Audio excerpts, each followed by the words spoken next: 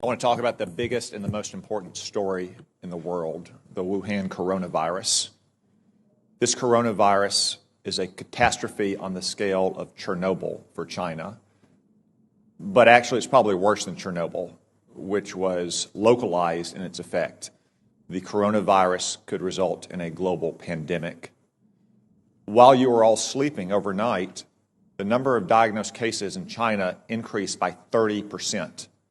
Now, let me be clear, that's not new cases, that is just newly admitted cases.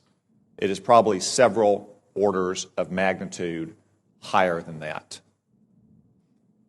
Also, while you were sleeping, China now has its entire border with Russia closed.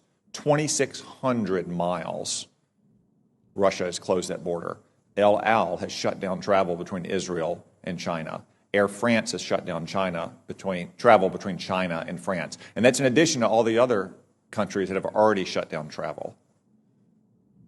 From what we know so far, and there's still many unknowns, this virus could have both a long incubation period, as much as 14 days, and individuals could be contagious while asymptomatic, which was not the case with SARS in 2003. Furthermore, from some cases, it appears that the virus could be aerosolized, which means it doesn't require the kind of contact that you have with, say, a married couple kissing each other or a family living in close quarters in a hotel or apartment, but rather the distances we are all sitting apart right now. Yet China is still lying about all of this. They've been lying about it from the very beginning, and you don't need their history of lying about SARS in 2003, though it is relevant here. You just have to see what's happened over the last 2 months. We now know that the first case manifested no later than December 1, even though China didn't reveal it to the WHO until a month later on December 31st, when they continued to hide it from their own citizens. And they continued to say that it had been contained inside Wuhan. Today, it is in every single province in China. They also claimed for almost 2 months, until earlier this week, that it had originated in a seafood market in Wuhan, that locals had contracted it from animals in, say, bat soup or snake tartare. That is not the case. The Lancet published a study last weekend demonstrating that of the original 40 cases, 14 of them had no contact with the seafood market, including patient 0. As one epidemiologist said, that virus went into the seafood market before it came out of the seafood market. We still don't know where it originated. Could have been another seafood market. Could have been a farm. Could have been a food processing company.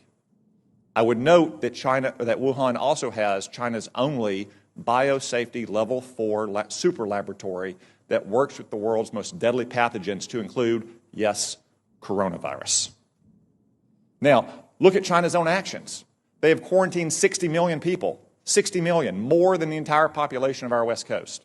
They've shut down schools indefinitely. Classes canceled nationwide indefinitely. Hong Kong, a part of China, has basically shut down all travel from the mainland. That's why it is essential that we immediately stop all travel on commercial aircraft between China and the United States. Making exceptions, of course, for American citizens to come back, as we just brought back yesterday, allowing essential trade to flow as long as crews on ships and aircraft are not allowed to go into the general population in America, and making exceptions, of course, for medical personnel to go into China to try to get a handle on this. It is essential that we take those steps, and essential that we get to the bottom of China's deceit and incompetence on this measure. And gentlemen, I raise this with you because you are responsible in your combatant commands for some countries that have the most fragile public institutions, to include the most fragile public health institutions in the world. So I ask, even though as of this morning there are not yet confirmed cases of coronavirus in your combatant commands, though I suspect there will be soon, what is your assessment about the ability of the governments in your combatant commands to handle a potential global pandemic like this? General Townsend. Thanks, Senator. So there are not, that I'm aware of, any confirmed cases, as you mentioned, but there are some suspected cases. The first report of suspected case I've heard of is in Djibouti, which you would imagine with a significant Chinese presence there. So the capacity of African nations to deal with this problem varies widely.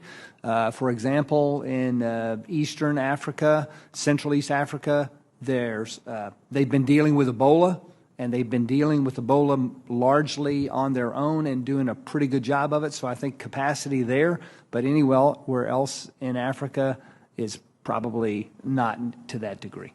Admiral Fowler. The Venezuela crisis has already strained the social services of many of the nations. As you're aware, Senator, we had to deploy the hospital ship Comfort twice in 1 year to last deployment 12 different nations. And in one 5-day span, it can do the equivalent of a whole month for